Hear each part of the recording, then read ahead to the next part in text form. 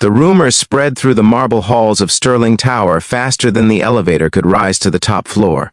A single dad, a warehouse worker with second-hand boots and tired eyes, had walked into the CEO's office and walked out refusing her offer. But the part that made people freeze mid-task, whisper in the corridors, and steal glances at the surveillance cameras, was the same unbelievable line repeated by every breathless employee. The CEO had offered him $1 million, or one night with her, and he had simply laughed, thanked her, and left. No one knew what exactly happened in that sunlit office overlooking the city, but everyone remembered the way he walked out, calm, steady, carrying the dignity of a man who had nothing yet refused to be bought. If you believe kindness and second chances still matter in this world, please like, comment, share, and subscribe. It truly helps the channel grow and spread more stories like this. But the truth of that moment did not begin in the CEO's office. It began long before, on a morning when the sky was still gray and the buses were running late, and a father named Daniel Reyes was racing against time while carrying his daughter on his hip. He was the kind of man life had tried to break in more ways than one. His wife died when their daughter Lily was only 2 years old. Bills piled up faster than his paychecks. His dreams shrank from owning a home to simply keeping their tiny rented room warm through the winter. And yet, through all the exhaustion and loneliness, his spirit remained gentle. He worked 2 jobs, slept too little, and smiled whenever Lily handed him her crooked crayon drawings. He didn't have much, but he had enough to wake up every day and keep going. On the morning everything changed, he was called into Sterling Corporation for a mandatory review, a review he assumed meant layoffs. The warehouse had been cutting staff quietly. He had seen men leave with cardboard boxes under their arms, seen supervisors pretend not to notice tears, seen panic spread through families who depended on just one paycheck to survive. Daniel had no connections, no degrees, no financial cushion. He was prepared to lose everything, but he wasn't prepared for destiny to walk into his life wearing a black pencil skirt and the cold, flawless confidence of someone who owned half the city. Her name was Valeria Sterling, the CEO whose photo appeared in business magazines, alongside headlines calling her ruthless, brilliant, untouchable. Employees said she never smiled. Investors said she never lost. And the public said she was too beautiful and too powerful for anyone to approach without trembling. But behind all the legends and rumors, she was simply a lonely woman who had built her empire on the bones of her childhood wounds. She trusted no one, loved no one, and believed no one could love her without wanting something in return. Their worlds collided in the most unexpected way. During Daniel's shift, a mechanical arm malfunctioned in the warehouse, sending boxes tumbling from a high platform. Workers shouted warnings, alarms blared, and chaos erupted. But what Daniel saw in the blur of falling crates was not danger. It was the small figure of a woman who had wandered in unannounced for an inspection, unaware she was standing directly beneath disaster. Without thinking, he rushed forward, grabbed her by the waist, and hurled both of them out of the way just as the platform collapsed with a deafening crash. Dust filled the air. Shards of metal scraped the ground, and the woman beneath him, not yet realizing she had almost died, stared up at him with wide, shocked eyes. That woman was Valeria. Surrounded by stunned employees, she pushed herself up, brushing off debris, and demanded to know his name with a trembling voice she tried to control. Daniel stood quietly, breathing hard, unaware that the CEO he had just saved was about to rewrite his entire life. For days afterward, Valeria couldn't stop thinking about the man who had thrown himself into harm's way for her. Women had fallen at her feet. Men had offered gifts. Investors begged for her attention. But no one had risked their life without expecting something in return. No one had looked at her the way Daniel did, with simple concern, not admiration or desire. She found herself replaying the moment, his rough hands grabbing her shoulders, the warm shield of his body blocking the falling crates, the sincerity in his eyes as he asked if she was hurt. She spent 2 sleepless nights planning a way to repay him, something extravagant, something meaningful, something that would match the value of her life. But Valeria had been alone too long, surrounded by greed too often, and when generosity mixed with her fear, it turned into something impulsive and flawed. So she summoned him to her office.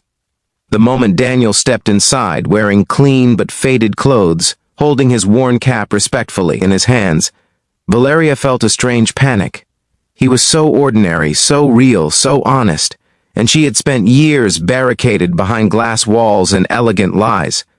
She studied him with emotions she didn't fully understand, gratitude, curiosity, and something deeper she didn't dare name. But her insecurities twisted inside her, convincing her that no man could save her without wanting more. No man would turn down money unless he desired something else. And so, in a moment of tragic misjudgment, she presented him with a choice that would haunt her. She offered him $1 million, or with a faint smirk hiding her trembling fear, one night with her. For a second, silence clung to the room like fog. Then Daniel laughed, not cruelly, not mockingly, but with disbelief and sadness combined. He shook his head, looked at her not as a billionaire but as a broken human being, and gently said he didn't want anything from her. He saved her because it was the right thing to do.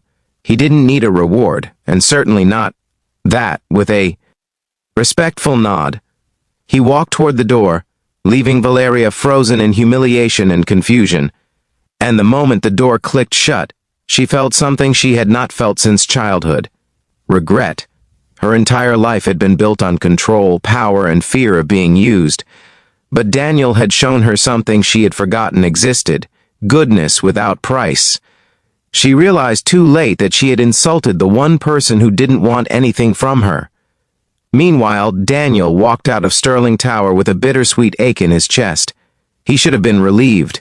He had stood up for his dignity. But as he boarded the bus home, he kept replaying the hurt that flickered in the CEO's eyes when he refused her. He hadn't meant to wound her. He simply didn't want his daughter growing up thinking her father could be bought. Life continued, but something had shifted.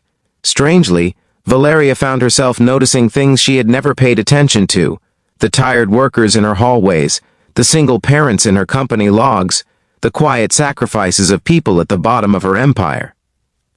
She began visiting the warehouse secretly, asking supervisors about Daniel, learning about his struggles, his daughter, the long shifts he took to afford school lunches.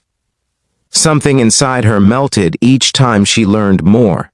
She realized that Daniel's life was made of the simple, honest battles she had never fought.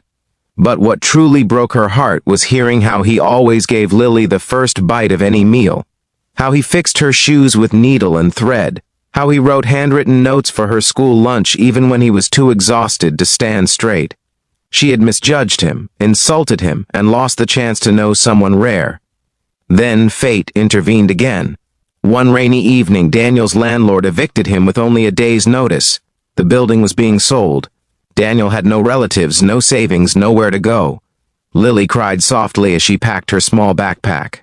Daniel tried to comfort her, but his voice cracked.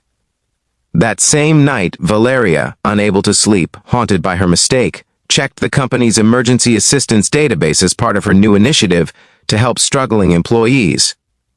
When she saw Daniel's name on the eviction list, her chest tightened painfully.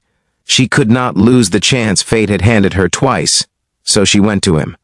Daniel was standing outside the old building under the dim streetlight, holding an umbrella over his daughter, trying to stay strong though the rain disguised his tears.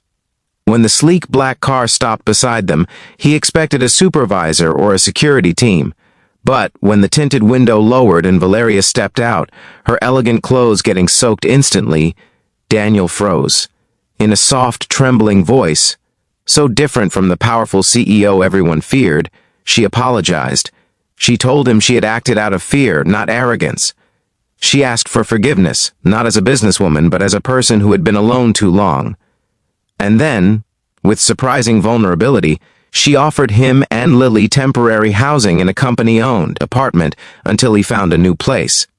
This time, Daniel didn't laugh or walk away. He saw sincerity in her eyes, and pain too. He accepted, and that acceptance changed everything.